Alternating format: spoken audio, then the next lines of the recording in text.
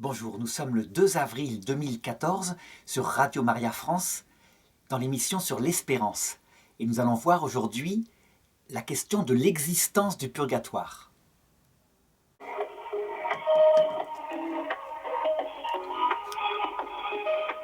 Chers auditeurs de Radio Maria, nous retrouvons Arnaud Dumouche pour son émission hebdomadaire Retrouver l'espérance. Arnaud, bonjour.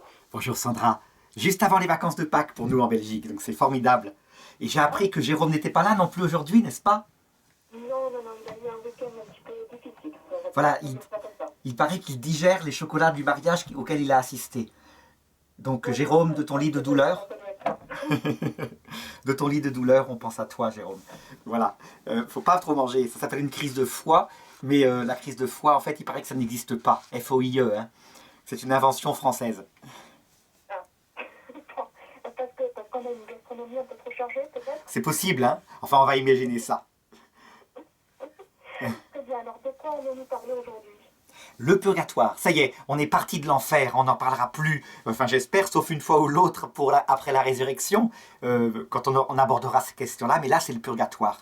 Et c'est vraiment un thème, je crois, qui est très beau, qui est formidable. Vous allez voir, Sandra, c'est pas du tout sinistre, c'est un thème magnifique.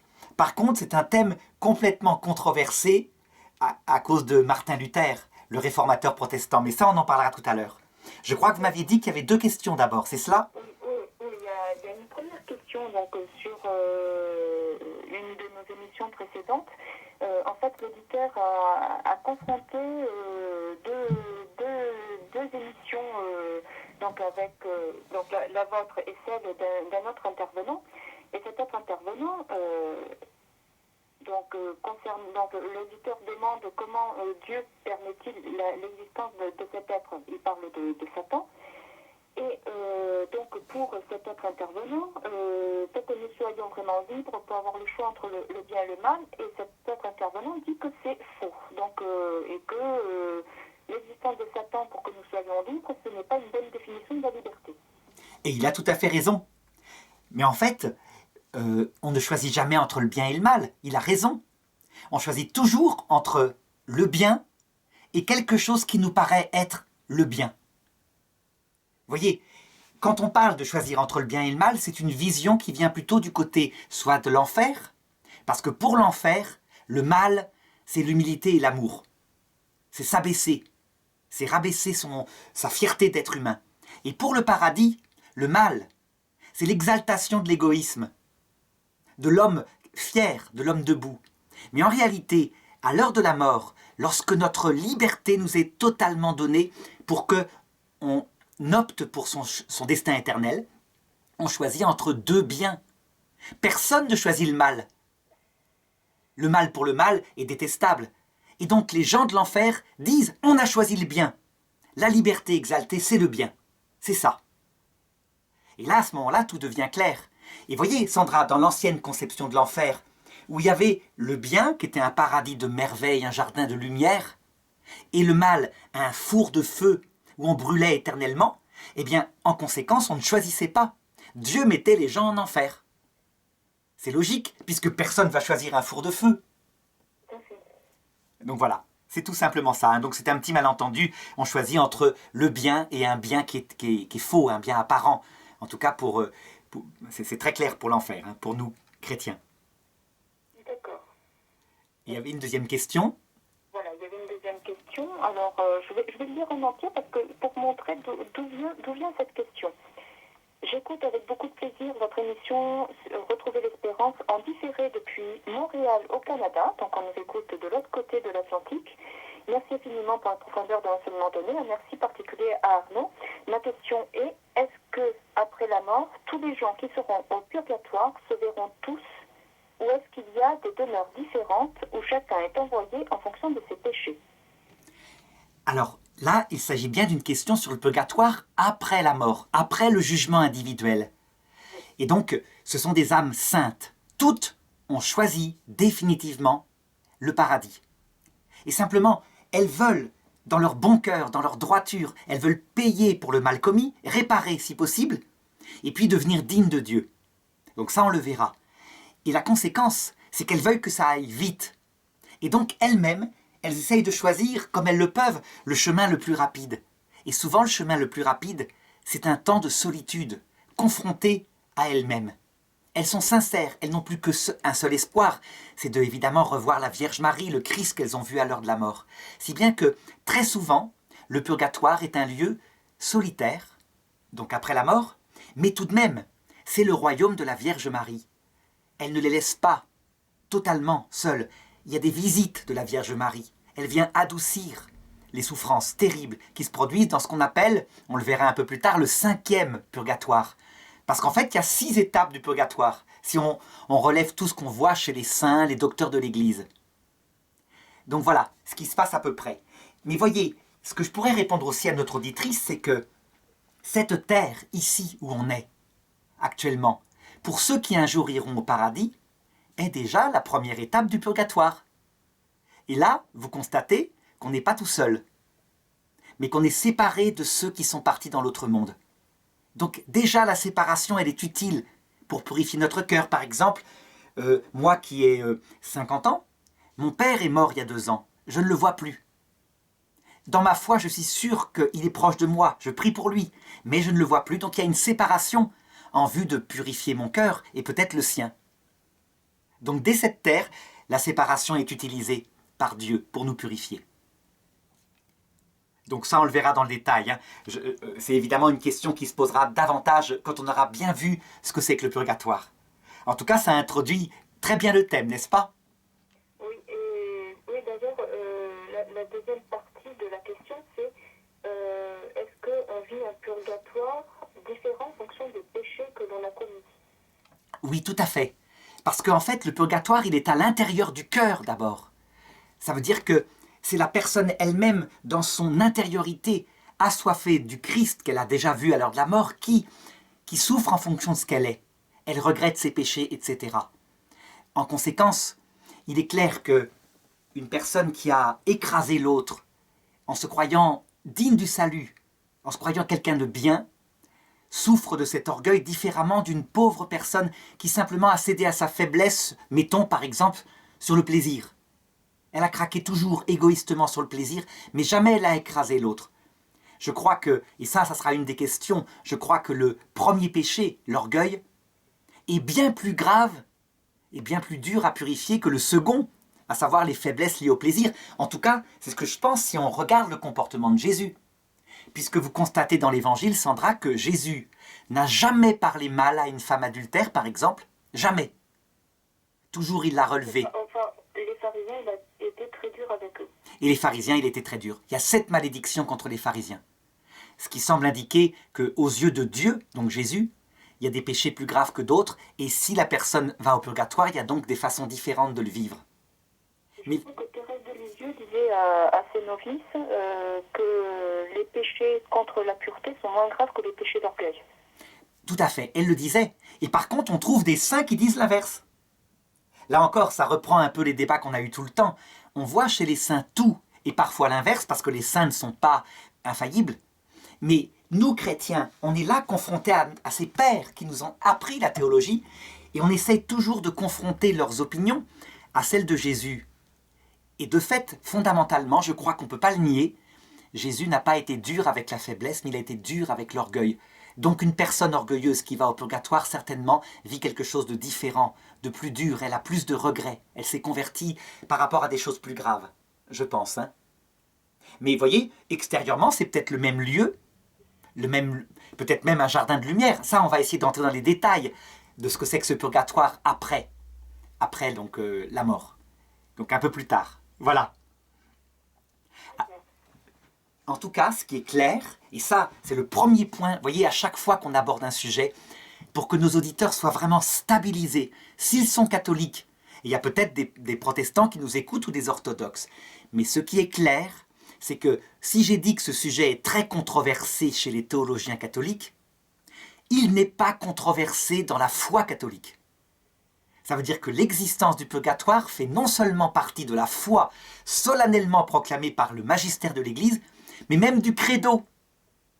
Alors, ça va vous paraître surprenant, Sandra, dans le credo, il n'y a pas le purgatoire, on se dit ça. Hein, rappelez-vous le credo de Nicée, on ne dit pas « je crois que les âmes qui se purifient au purgatoire », il n'y a pas ça. En fait, c'est parce que le credo de Nicée, c'est un vieux credo. Il est bon, hein, il est valable, attention. Mais, entre-temps, l'Église, elle l'a augmenté, son credo. Et le dernier credo en date, qui a la même autorité que le credo de Nicée, c'est le credo du Concile Vatican II, publié par le pape Paul VI, pour être très précis, c'est en 1968. Voilà, exactement. C'est encore différent du symbole des apôtres. Ah, c'est comme si à chaque concile, le credo était gonflé d'un paragraphe où l'Église a défini quelque chose de plus. D'accord. Donc rien n'est annulé du précédent, mais on ajoute des paragraphes. Et actuellement, l'Église, depuis Vatican II, a défini certaines choses. Il lui reste des choses à définir. Par exemple, l'eschatologie, qu'on est en train de travailler maintenant. Il n'y a pas eu de concile consacré à l'eschatologie. Alors, je vous le lis. Regardez comme quoi c'est pas controversé. Donc, Credo de Vatican II, 30 juin 68. Nous croyons, donc solennel, hein, autorité infaillible, nous croyons à la vie éternelle, nous croyons que les âmes de tous ceux qui meurent dans la grâce du Christ, soit qu'elles aient encore à être purifiées au purgatoire. Paul VI a voulu citer le mot purgatoire. Hein. Il aurait pu s'en passer et dire simplement elles ont encore à se purifier. Mais non, il a voulu se référer au vocabulaire traditionnel de l'Église, le purgatoire, donc un endroit, un état où on se purifie. Et il continue le credo en disant que ces âmes-là sont, dès l'instant où elles quittent leur corps, Jésus les prenne au paradis comme il a fait pour le bon larron, qu'elles sont le peuple de Dieu dans l'au-delà de la mort. Voilà. Donc le purgatoire fait partie de la foi. D'accord. Alors Sandra, dites-moi, pourquoi, à votre avis, pourquoi est-ce qu'on entend parler tout le temps dans l'Église catholique? Je ne sais pas si vous avez entendu comme moi. Dès qu'on aborde quelqu'un qui s'y connaît un peu en théologie, il va contester en disant « Mais non, c'est une invention de l'Église au Moyen-Âge ». Alors là, je ne sais pas du tout, parce que comme nos éditeurs peut-être commencent à le savoir déjà, je suis une convertie tardive, donc il me manque une grosse part de connaissances sur ce sujet. Donc je ne sais pas du tout. Et surtout, à Radio Maria, on n'a pas tellement ce genre de polémique parce qu'on a des personnes qui essayent d'être fidèles aux docteurs de l'Église, au magistère. Mais c'est dans les milieux, disons, différents, un petit peu socio-chrétiens, des milieux du style Hans Küng, un théologien allemand, qui était de la même génération que Benoît XVI, mais qui, lui, est dans une perspective totalement différente, qui prétend que le Concile Vatican II, enfin, a fait découvrir la foi de l'Église, et que les autres conciles étaient pervers. Ça va jusque-là, hein. Pour lui, enfin, le Concile Vatican II dit que la vraie vie, c'est la vie terrestre, etc. Eh bien, des théologiens comme ça disent que c'est contesté. Et, en fait, là où ils ont raison, c'est que le dogme du purgatoire a été solennellement défini pour la première fois au Moyen-Âge. Donc c'est un texte du pape Benoît XII, Constitution Benedictus Deus en 1336. Voilà, c'est là où c'est très clair. Alors en plus le ton est solennel par cette constitution qui restera à jamais en vigueur. Et en vertu de l'autorité apostolique qui m'est conférée, nous définissons que, etc., etc. Il parle, il dit les âmes en qui rien n'est à purifier lorsqu'elles sont mortes, etc. Et les âmes qui ont encore quelque chose à purifier. Puis il définit divers états. Bref, il définit le purgatoire comme après la mort étant possible, il y a des âmes qui doivent se purifier. Voilà. Mais le fait que ce soit défini au Moyen-Âge ne veut pas dire que c'est inventé au Moyen-Âge. Et Sandra, là, je vais vous faire rire, je suis sûr. Je vais vous raconter une anecdote qui m'est arrivée quand j'avais 17 ans. Je n'étais pas théologien à l'époque, hein. Mais voilà que ma sœur se fiance avec un garçon dont la maman avait fait un doctorat de théologie sur le purgatoire. Donc c'était quand même fabuleux, hein. Et moi je démarrais un petit peu, je m'intéressais à ça. Et alors, à table, on parle de ça, puis elle me sort l'idée que le purgatoire est une invention du Moyen-Âge. Et heureusement, quelques jours avant, comme quoi il y a une providence, j'avais lu dans la Bible, et dans un texte, que le purgatoire existait dès l'Ancien Testament.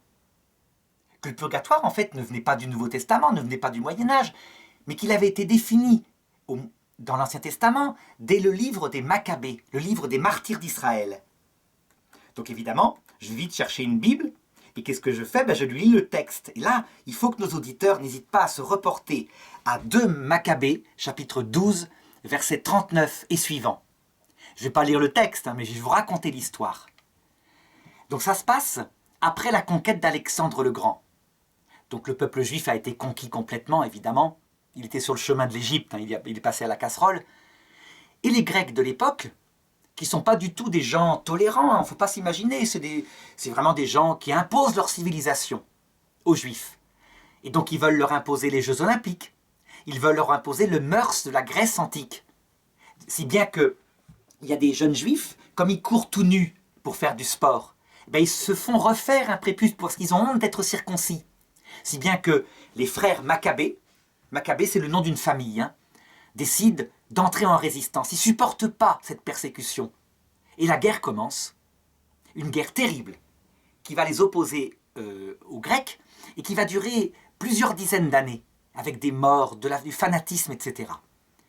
Et à un moment donné, dans un combat, voilà que des Juifs sont tués, mais beaucoup de Juifs, de manière étonnante, ça n'arrivait pas. Très souvent, comme ils pratiquaient une sorte de guérilla à la du Guesclin, ils n'avaient pas beaucoup de morts, mais ils tuaient beaucoup de Grecs. Alors le temps passe et voilà que le lendemain, les Grecs étant partis, on va relever les corps des soldats juifs qui sont morts au combat. Et voilà qu'on trouve sur eux, sous leur tunique et leur armure, une espèce de gris-gris, à une idole. Une idole, je ne sais pas quelle était l'idole en question, mais enfin en tout cas c'est pas Yahvé. Et vous savez Sandra, dans ce judaïsme de cette époque, c'est le péché le plus grave qu'on puisse imaginer. D'ailleurs, dans l'islam actuel, qui est une sorte de judaïsme de cette époque-là qui a été revitalisé par Mohammed. Le seul péché qui n'est jamais pardonné, c'est l'association. Ça veut dire quand on met une idole avec Dieu. Donc, vous voyez, péché gravissime, et les Juifs se mettent à dire, on comprend pourquoi ils ont été tués. Ils étaient idolâtres. Ils se battaient pour le peuple juif et ils avaient une idole. Alors on pourrait se dire, c'est fichu, enfer éternel. Mais pas du tout. Regardez ce que dit le texte. Alors, d'abord il dit, il fut évident qu'ils étaient morts à cause de ça. Tous donc, ayant béni la conduite de Dieu, juge équitable qui rend manifeste les choses cachées, se mirent en prière pour demander que leurs péchés leur soient entièrement pardonnés. Puis le valeureux Judas Maccabée se mit à parler et exhorta sa troupe à se garder pure de ce péché, ayant sous les yeux ce qui était arrivé à cause de la faute de ceux qui étaient tombés. Puis, ayant fait une collecte d'environ 2000 drachmes, il l'envoya à Jérusalem, afin qu'on offrît un sacrifice pour le péché, agissant fort bien et noblement, d'après le concept de la résurrection. Car s'il n'avait pas espéré que les soldats tombés dussent ressusciter, et être pardonnés donc en conséquence, il aurait été superflu et sot de prier pour le salut de ces morts. Vous vous rendez compte, Sandra? Il y a non seulement le purgatoire, mais il y a les indulgences. Oui, et en plus, alors là c'est horrible, les indulgences avec une collecte. Donc Luther, vous comprenez bien que quand il a vu ça, puisque sa révolte première a été sur un péché de simonie, les papes, à cette époque-là, ont pratiqué une sorte de commerce des indulgences. C'était mal, c'était une faute. Vous comprenez pourquoi les protestants ont supprimé ce livre de la Bible. Et du coup, avec tous les livres qui étaient écrits en grec. Ça veut dire que dans la Bible protestante, il n'y a pas le livre des Maccabées, il n'y a pas tous les livres qui ont été écrits en grec, ils ne gardent que les livres écrits en hébreu. Mais tout simplement parce qu'il y a une doctrine qui a été reprise par les pharisiens au temps de Jésus, et qui non seulement croient au paradis, à l'enfer, mais aussi au purgatoire et aux indulgences, à l'indulgence de Dieu par rapport à des péchés horribles comme l'idolâtrie. Alors évidemment, vous pensez bien, ce qui a été terrible ce jour-là, quand j'avais 17 ans, c'est que, confronté à un docteur en théologie qui n'avait pas pensé à ce texte-là. Et donc, en 2 minutes, comment on peut rendre un peu caduque une thèse de théologie? C'est un peu embêtant, hein? C'était un docteur en théologie, donc elle était protestante ou... Catholique. Non, catholique. Catholique. Pour montrer que le purgatoire était une invention du Moyen-Âge. C'était les thèses de l'époque. C'était très à la mode à cette époque-là, dans les années 80.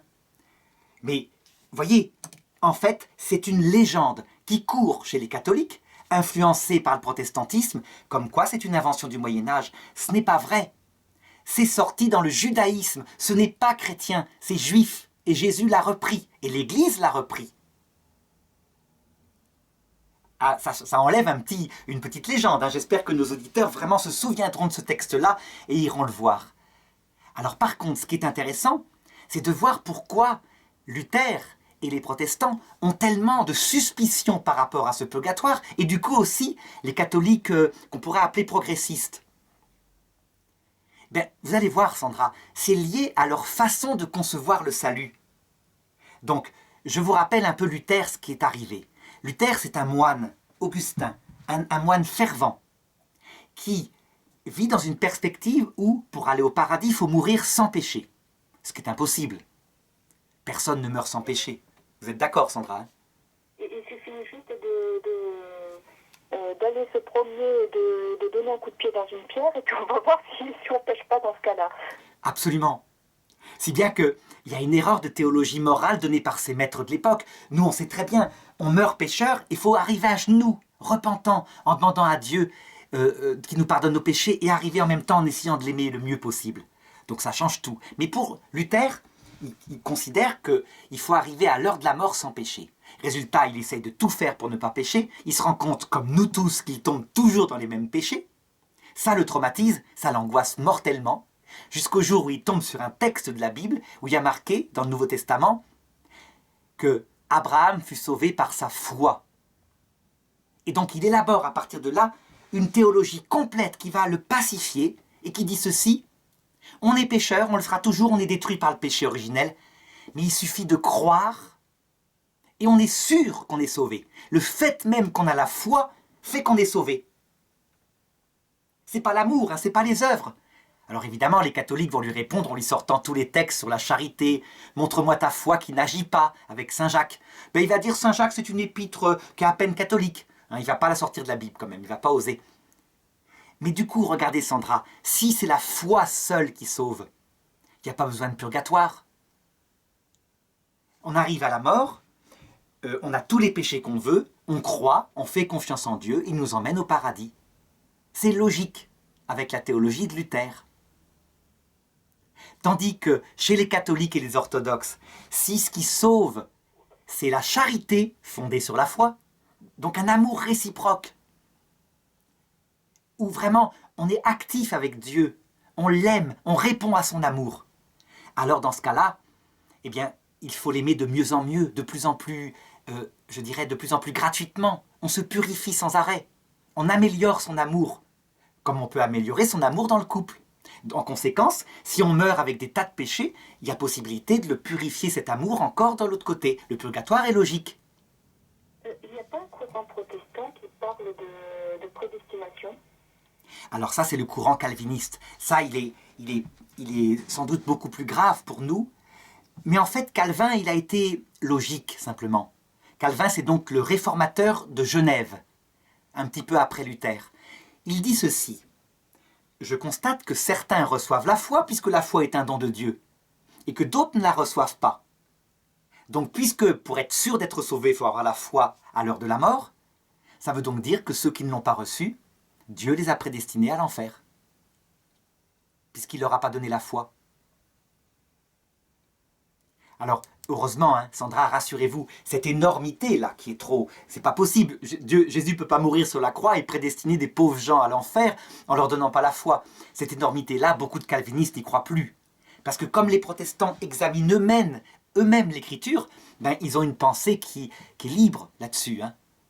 Sinon, je ne vois pas la possibilité d'harmoniser ça avec le fait qu'il est mort pour tous les hommes sur la croix. Oui, parce que le propre des protestants, c'est de dire que chacun est capable d'interpréter les Écritures, et finalement, les pasteurs ne sont là que comme guides spirituels. Voilà. Avec tout de même un certain nombre de choses qu'ils ont en commun, parce que sur les 6 premiers conciles œcuméniques qui définissent que le Christ est Dieu, qu'il y a la Trinité, eh bien là, ils les ont acceptés. Heureusement, hein. Et les seuls qui ne les acceptent pas, c'est les témoins de Jéhovah. Donc du coup, chez eux, le Christ n'est pas Dieu, mais un ange fait homme. Mais ils sont à part. Ils ont le même système d'interprétation, donc par le libre examen, mais eux n'acceptent aucun concile. Voilà.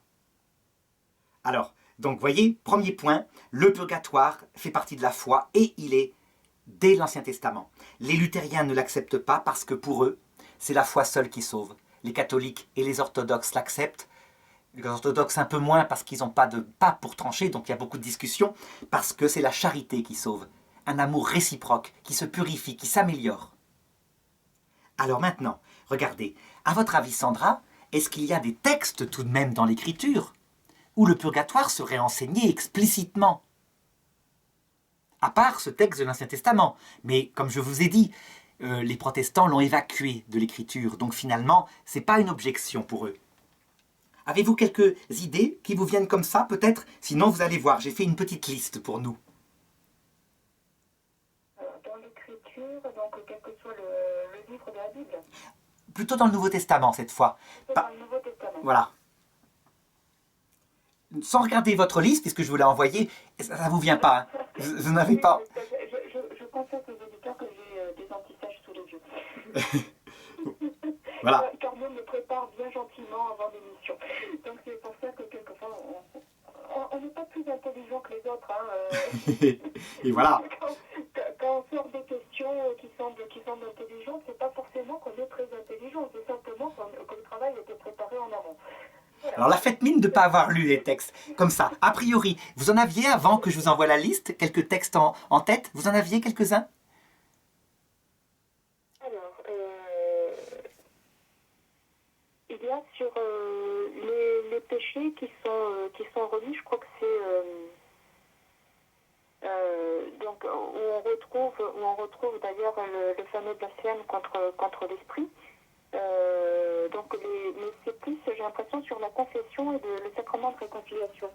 Les péchés que vous remettrez donc seront remis aussi dans notre vie, et ceux que vous ne délirez pas resteront liés. Oui, tout à fait. Ah, c'est vrai. Ça, c'est un texte, c'est d'ailleurs un des premiers textes. En fait, il se trouve en Matthieu chapitre 12, verset 31. Tout péché, tout blasphème sera remis aux hommes, mais pas le blasphème contre l'Esprit Saint. Et quiconque aura dit une parole contre le Fils de l'homme, ça veut dire contre le Christ, mais aussi contre son frère, qui est humain, cela lui sera remis. Mais quiconque aura parlé contre l'Esprit Saint, cela ne lui sera remis ni en ce monde, ni dans l'autre. Ce qui veut dire que certains péchés sont pardonnés dans l'autre monde. D'accord. Alors donc moi, c'est vrai que je voyais ce texte plus sous du point de vue du sacrement de réconciliation. Oui. Parce qu'il s'adresse à des disciples qui vont être amenés finalement à être les premiers prêtres du christianisme. Oui, absolument. Et donc à remettre les péchés auprès des fidèles qui suivent le Christ. Et donc, oui, je n'avais pas vu du point de vue du pardon des péchés après la mort. voilà. Et alors là, l'Église, elle a évidemment émis des dogmes pour mettre des repères bien à notre connaissance en disant « Dans l'autre monde, des péchés sont pardonnés, mais les péchés mortels, si on en gardait après la mort, elle ne précise pas ce que c'est que la mort, hein, je l'avais déjà dit, si quelqu'un après la mort, après le jugement individuel a des péchés mortels, là c'est pas remis, parce que ça ne peut être qu'un blasphème contre l'Esprit Saint. Par contre, après la mort, après le jugement individuel, si certains péchés sont remis, ça veut dire qu'il y a des péchés véniels, des péchés moins graves, mais tout de même des imperfections qui sont remises. Et voyez, là on a un texte premier sur le purgatoire, mais ce n'est pas le seul. On peut en établir d'autres. Vous voyez, pour les protestants, hein, évidemment, c'est aberrant, puisque la foi seule suffit. Ben, après tout, tout est remis parce qu'on croit. C'est tout. Oui, alors là j'ai envie de leur répondre, et pourtant je suis de baptême protestante, donc j'ai envie de leur répondre, c'est un petit peu facile. Mais voilà, c'est un petit peu facile. Et surtout, ça implique une prédestination au paradis. Parce que la foi, tout le monde ne la reçoit pas. Hein. Elle vous est tombée dessus, comme moi, brutalement, à un moment donné, alors qu'on était déjà adulte. Hein. Et moi, j'avais 13 ans. On voit bien, mon frère l'a pas reçu. Il était peut-être plus digne que moi. Donc, il y a quelque chose qui serait injuste. Alors Calvin répondait, ben non, Dieu est souverain, il fait ce qu'il veut. Oui, mais c'est un peu court, je trouve. Oui, ça voudrait dire que c'est la loterie. C'est je tire au sort ceux qui sont sauvés et ceux qui ne le seront pas. Un petit peu quand même. Et donc les protestants eux-mêmes réfléchissent à ça. Hein, et sincèrement, ils le font parfois très sincèrement. Alors regardez, j'ai trouvé un autre texte qui est très fort. C'est le fameux texte qui montre qu'il y a des dettes de peine. À savoir que quand on fait le mal, on accumule une dette, une sorte de karma. Sauf que les bouddhistes disent qu'on le repaye en se réincarnant sur Terre. Alors que là, pas du tout. Les chrétiens disent, on reste soi-même. Il n'y a pas de réincarnation, on l'avait dit la dernière fois. Notre personne est définitive. Elle est un absolu. Et donc on le paye quelque part. Regardez ce texte-là. Matthieu chapitre 5, verset 25. Hâte-toi de te réconcilier avec ton ennemi tant que tu es encore avec lui en chemin, de peur que ton ennemi ne te livre au juge, et le juge au garde, et qu'on ne te jette en prison. Et là, en vérité, je te le dis, tu ne sortiras pas de prison que tu n'aies remboursé jusqu'au dernier sou. Vous voyez, on avait parlé à un moment donné de Zachée. Zachée qui, quand Jésus l'accueille dans sa maison, dit « Je vais rembourser 5 fois tout ce que je dois ». Il le fait avec amour, n'est-ce pas? Eh bien, Jésus confirme que dans la droiture du cœur, quand on a fait beaucoup de mal, il y a une dette de peine et qu'on doit la réparer. Vous voyez un petit peu? Je vais revenir sur le passage précédent, donc Matthieu chapitre 12. Oui. Parce que je me suis absentée un moment pour aller chercher la Bible de Louis II. Oui. Donc, la Bible protestante. Effectivement, les Maccabées ne font pas partie de cette Bible-là. Et je suis allée voir donc Matthieu 12, versets 31-32. Donc, dans la Bible de Jérusalem, il est bien dit, j'ai perdu le passage, voilà. Il est bien dit, cela ne lui sera remis ni en ce monde, ni dans l'autre. Les protestants, dans la Bible de Louis II, notent pas comme ça, ils disent, il ne lui sera pardonné ni dans ce siècle, ni dans le siècle à venir. Ah oui. C'est un peu plus ambigu. C'est un peu plus ambigu. Bien que pour eux, peut-être dans la traduction qui date du 19e siècle, c'était évidemment, ça faisait référence à l'autre vie, peut-être aussi. Par contre, je ne sais pas comment un protestant interpréterait ça, le fait qu'un péché puisse être pardonné dans le siècle à venir, dans l'autre monde. C'est une édition de 79 que nous avons. Ah oui. Donc voilà. En tout cas, voilà, les textes sont là, très précisément. De même pour... C'est vrai que cette formulation, ni dans ce siècle, ni dans le siècle à venir, c'est un petit peu ambigu. C'est un petit peu ambigu, absolument.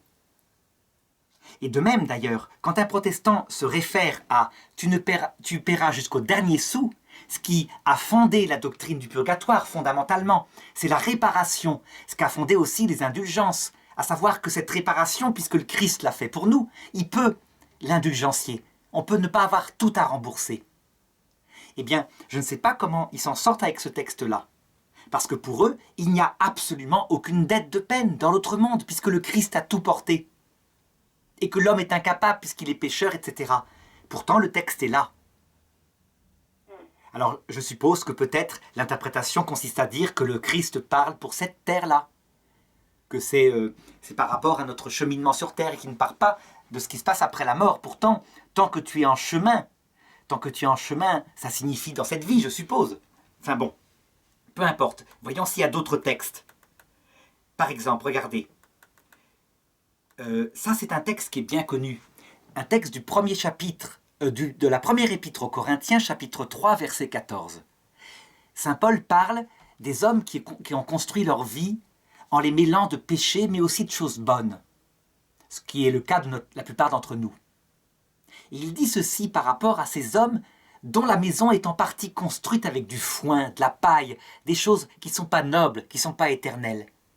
Si l'œuvre bâtie sur le fondement subsiste, le fondement c'est donc la charité pour saint Paul, l'ouvrier recevra sa récompense. Et si son œuvre est consumée, il en subira la perte. Quant à lui, cet ouvrier, il sera sauvé, mais comme à travers un feu.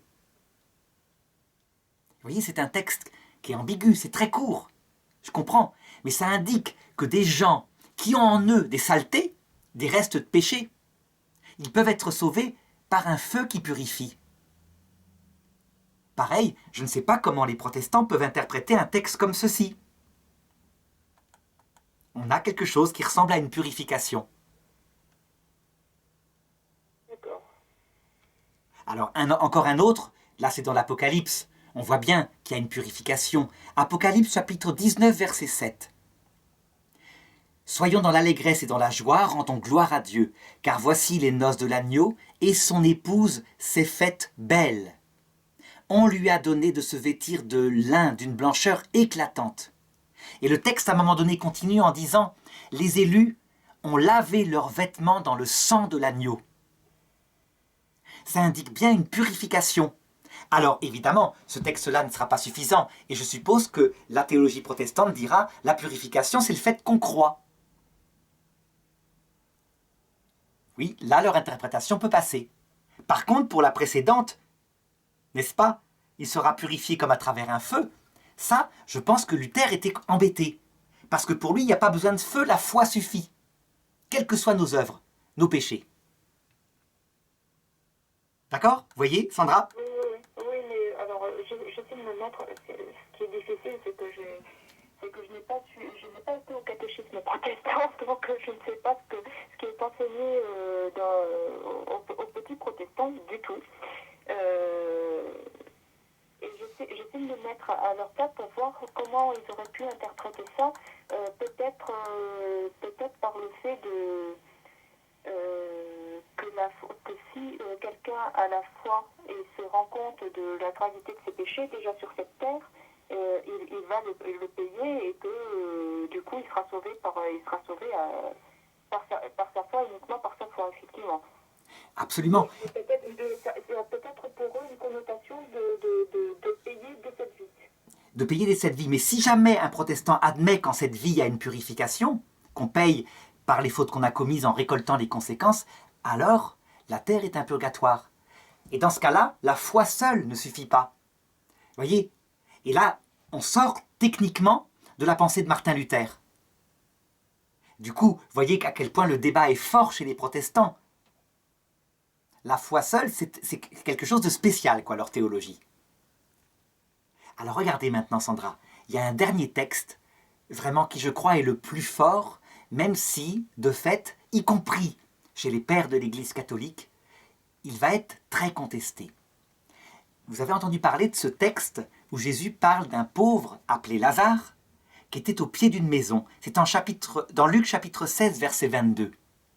Donc, un homme était là, dans la misère. Et il y avait un riche qui mangeait à sa table, qui ne voyait même pas le pauvre, tellement il était habitué. Et le pauvre aurait bien aimé manger les restes de la table qu'on donne aux chiens. Un jour, le pauvre mourut et fut emmené dans le sein d'Abraham. On avait vu que c'était le paradis provisoire avant que le Christ ne vienne, avec les saints qui attendaient la vision béatifique. Et puis le texte continue en disant « Et le riche aussi mourut, et on l'emmena au Shéol. » Alors le texte continue en disant, on l'emmena dans l'Hadès, donc en fait c'est le terme grec, hein, c'est pareil, puisque le Nouveau Testament a été écrit en grec, donc Shéol, terme hébreu, devient Hadès.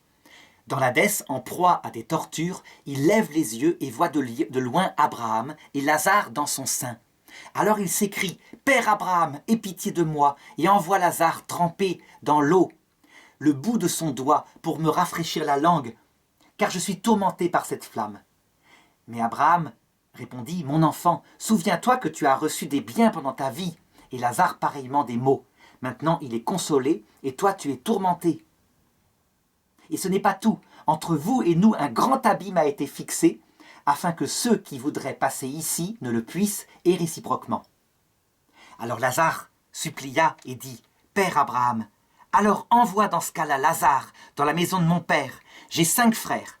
Qu'il leur porte son témoignage en leur apparaissant, de peur qu'ils ne viennent eux aussi dans ce lieu de torture. » Et Abraham lui répondit « Ils ont les prophètes, ils ont les Écritures. » Lazare répondit « Mais non, envoie plutôt Lazare. » Et Abraham répondit « S'il ne croit pas aux prophètes, alors quand bien même un mort ressusciterait, il ne serait pas convaincu. » Ce texte-là, Sandra, je suis sûr que pour vous, comme pour la plupart de nos auditeurs, il parle de l'enfer. Je ne sais pas ce que vous en pensez, mais a priori, dans notre tête, quand on entend des sermons, toujours on dit que le riche est en enfer, n'est-ce pas? D'autant plus qu'il est question d'un abîme qui est infranchissable. Donc ça a l'air définitif. Eh bien, ça a été les commentaires de tous les pères de l'Église, sans exception. Ce riche était en enfer. Et voyez les conséquences, hein. C'est que ce riche qui, comment dirais-je, a soif de la grâce. On dirait qu'il est repentant. Eh bien, les pères de l'Église essayaient d'interpréter en disant « Non, il a soif de la grâce à cause de la souffrance, donc c'est uniquement du remords. » Oui, mais le problème, c'est qu'après, il pense à ses frères, ils ne veulent pas qu'ils souffrent comme lui. Du coup, on a l'impression qu'il les aime. Et les pères de l'Église disaient « Mais non, c'est parce que si ses frères venaient, leur présence méchante augmenterait ses souffrances. » Mais voyez, quand on lit le texte, on n'a pas l'impression de ça. C'est pas un pervers. On dirait qu'il est repentant. Un pervers dirait « Je veux que mes frères viennent avec moi, parce que plus on sera de fous, plus on rira pour pouvoir s'opposer à Dieu. » Ça n'a pas l'air d'être ça. Et donc, certains théologiens disaient « Mais c'est bizarre, on dirait que c'est pas l'enfer, on dirait autre chose comme état d'âme. » Et voilà que en 1900, en 2007, le pape Benoît XVI, dans son encyclique Spe Salvi, au numéro 45, vous savez ce qu'il dit, Sandra? Il dit qu'en fait, il semblerait que le riche est au purgatoire. Donc il a tout un développement, que je vais vous lire, qui est un peu compliqué, hein, c'est un grand théologien. Il dit, cette idée de l'Ancien Testament, d'une condition intermédiaire, où les âmes seraient, eh bien, parle d'une détention provisoire, mais ces âmes subissent une punition, comme le montre la parabole du riche bon vivant, et au contraire, ils jouissent déjà de formes provisoires de béatitude, comme le montre le pauvre. Il y a enfin l'idée que dans cet état sont possibles des purifications et des guérisons qui rendent l'âme mûre pour la communion avec Dieu. L'Église primitive a repris ces conceptions, à partir desquelles ensuite, dans l'Église occidentale, s'est développée petit à petit la doctrine du purgatoire. Voyez, le pape, dans son magistère, Benoît XVI, qui paraît tout humble, eh bien, tout d'un coup, avec un texte qui implique quand même une autorité, hein, c'est pas un docteur de l'Église, c'est un pape, revêtu de l'Esprit Saint, donc du charisme. Tout d'un coup, il éclaire en disant, regardez, ce texte-là, il parle du purgatoire. En réalité, Sandra, je n'ai pas trouvé un seul père de l'Église qui ait parlé du purgatoire à partir de ce texte, hein, j'ai cherché. Il n'y en a pas. C'est donc le XXe siècle et c'est le pape Benoît XVI. Pourtant, ça correspond beaucoup mieux. Oui, parce qu'on a quand même l'humilité. Le riche dit « Aie pitié de moi ». Or, on a vu que les personnes qui vont en enfer ne demanderaient pas pitié. Absolument. Ça voudrait dire donc, Sandra, que le feu qui les brûle au purgatoire, qui ressemble au feu de l'enfer, c'est une absence de Dieu, un lieu différent. Et donc, pour reprendre la question de notre auditrice au début, un lieu où on est seul un certain temps, eh bien, ne provoque pas le même effet. En enfer, il provoque de la haine, de la rage. Et au purgatoire, de la supplication, des larmes de repentir, une soif de Dieu plus grande, une pensée pour ses frères, ils prient pour leurs frères, etc. Ce n'est pas du tout le même état d'âme. Et on voit à quel point, hein, voyez, à quel point la théologie progresse, et même le magistère, s'appuyant sur la théologie, comprend de mieux en mieux les choses. Vous voyez, Sandra, si vous aviez pas connu Benoît XVI et ce texte-là, ben on est là, on se gratte la tête, on dit, mais oui, apparemment, il y a des hommes repentants en enfer. Et donc on est mal, on est inquiet, ça va pas, il y a quelque chose de pas logique. Après, il est vrai que cette parabole, donc c'est Jésus qui le dit de son vivant sur terre. Or, l'abîme infranchissable, il est rendu ensuite franchissable par le fait même que le Christ est mort. C'est lui qui construit ensuite un pont entre les deux. Absolument. Et je dirais même que avant la mort du Christ, l'abîme finissait par être franchi en vertu de la passion à venir du Christ. Donc quand une âme de ce lieu terrible était purifiée, elle n'y restait pas jusqu'à la passion du Christ. Cependant, il est vrai que le Christ, le jour de sa passion, est allé visiter le purgatoire, où étaient certaines âmes encore, et en a délivré énormément. Pas toutes, certaines peut-être devaient encore se purifier. Il est allé visiter aussi le Saint d'Abraham, et là, il les a fait entrer dans la vision béatifique. Mais voyez, abîme infranchissable, tant que vous n'êtes pas purifié. Ce serait ça qu'il faudrait dire. Mais ce n'est pas dit dans le texte est ambigu. Comme quoi on ne doit pas uniquement fonder sa théologie sur l'écriture, il faut aussi la tradition des saints, il faut le magistère des papes. Et puis sa propre réflexion, c'est indispensable. Très bien, écoutez, je crois qu'on va en rester là pour aujourd'hui, parce qu'on est déjà au terme de notre émission. Voilà. Et donc nos auditeurs savent où trouver les textes sur le purgatoire, en particulier dans l'Ancien Testament. Très bien, merci beaucoup Arnaud. Et à mercredi prochain pour voir maintenant les différentes étapes du purgatoire. Merci, à la semaine prochaine, bonne semaine. Bonne semaine.